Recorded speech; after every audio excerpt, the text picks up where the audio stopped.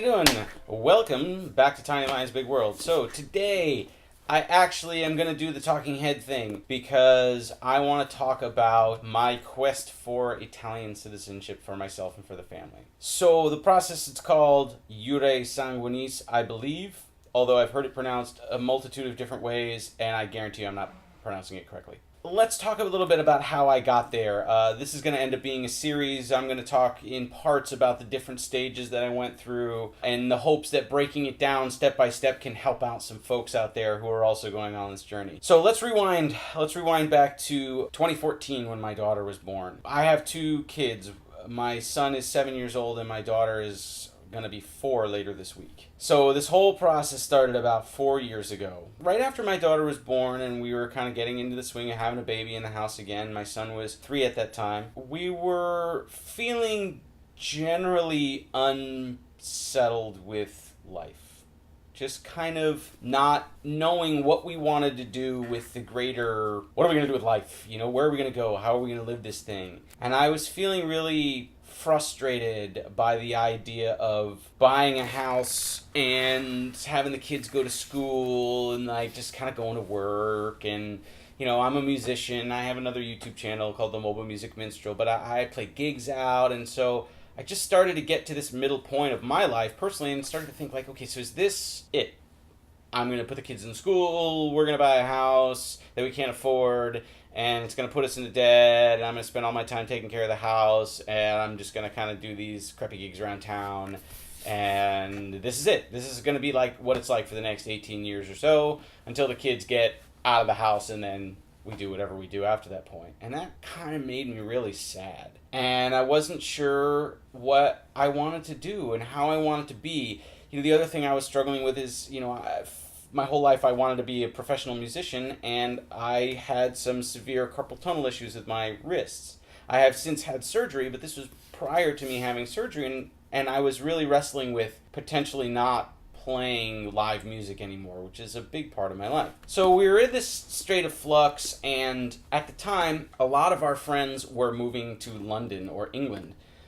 For nothing related to each other. We had one friend whose wife got a job over there, and he and his family moved over there. And when they moved over there, we kind of looked at each other and we both sort of went, "Oh man, I want to move to London. That'd be so cool. This sucks here in San Francisco." Which it doesn't, of course, but you know, London is so much more exotic to us in our minds, and I've always kind of pedestalized it. And then we had another friend who the husband got a job and they ended up moving over there. And then we had another childhood friends of my wife, and they moved to Leicester. And it just seemed like everybody and their brother was moving to London, and every time anybody moved, we kept having the same conversation of, that would be so cool, I wish we could move to London, that would be awesome. And at one point, Kim finally looked at me and said, okay, so this keeps coming up for us, so maybe we should talk about this. So we started talking about, like, what would it actually mean if we were to do that, and what would this be like, and how would this change our future? And we decided that we really wanted to move to London, and that's what we're going to do. So this video isn't about that, but I'm telling you about that as a vehicle to get to where we're going. So we worked really hard at moving to London for about 1.5 years. We sold everything in our life, really shrunk down all of our possessions. I applied for a whole bunch of different jobs I pursued through my own work, how I might get over there. I researched visas. I researched all the different ways I could potentially get a residency or a work visa or anything. And it boiled down to the fact that the only thing I would be eligible for was a work visa. So I spent about 1 year solid pursuing work in the UK through my own current job and just through other things. And I just couldn't get it off the ground. I just couldn't make it happen. I had a couple of interviews, I had talks with my work, but I just couldn't get it to work.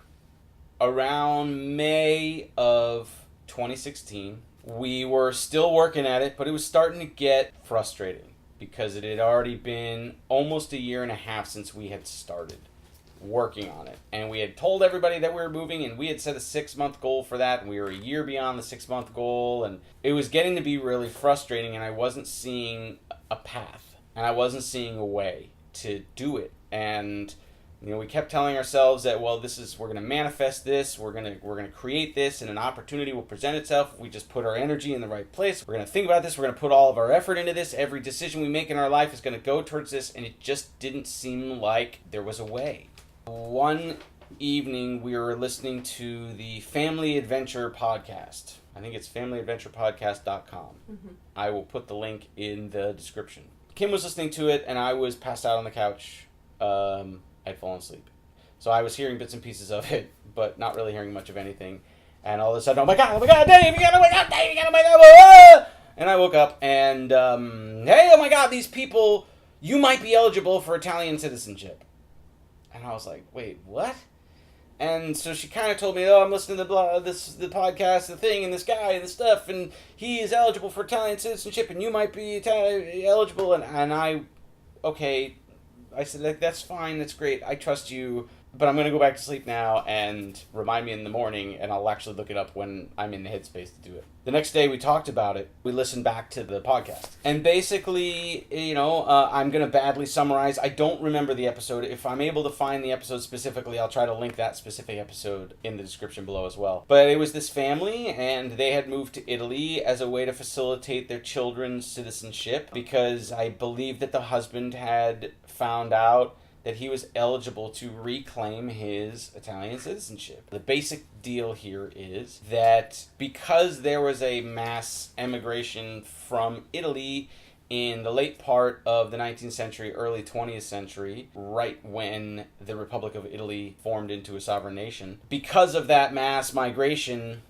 somewhere in the mid-90s, the Italian government passed a law that said that if there was a family member who had moved from Italy to America, and that family member had children in America while they themselves were still holding Italian citizenship, then that would mean that their children and their children's children and so on and so forth would have the right to reclaim their Italian citizenship by blood. And so it's not applying for new citizenship. I'm not applying to be recognized as a new citizen. The way that it is viewed is that this citizenship is mine by right of my blood and my ancestry, and I am simply informing the government of Italy that I exist and asking to be put into their system. I had no idea that this even existed, and of course my first reaction was to scoff.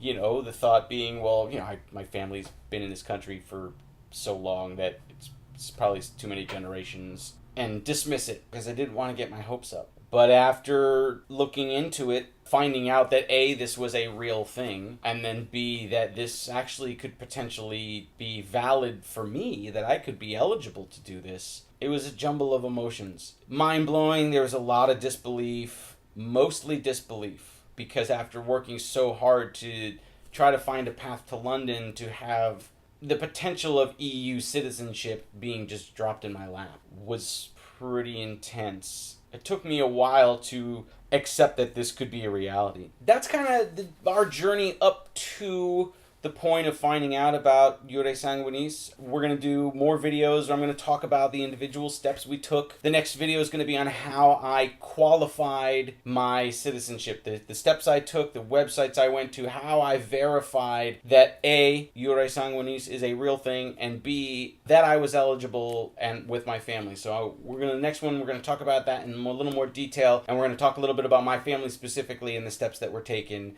for me to get there. So thank you so much for watching. Please look out for more videos like this. Please like the video, subscribe to the channel. My son Eli has a cheese blog going here called Eli's Cheeseverse. And the latest one was the episode on provolone. Please comment below. I'd love to hear your stories. If you have questions about my process, please ask them. There are some communities and things that we've joined on Facebook and some other chat groups that have been really helpful, and we'll get into that in more detail in future videos. But we're going to have more discussions about this, so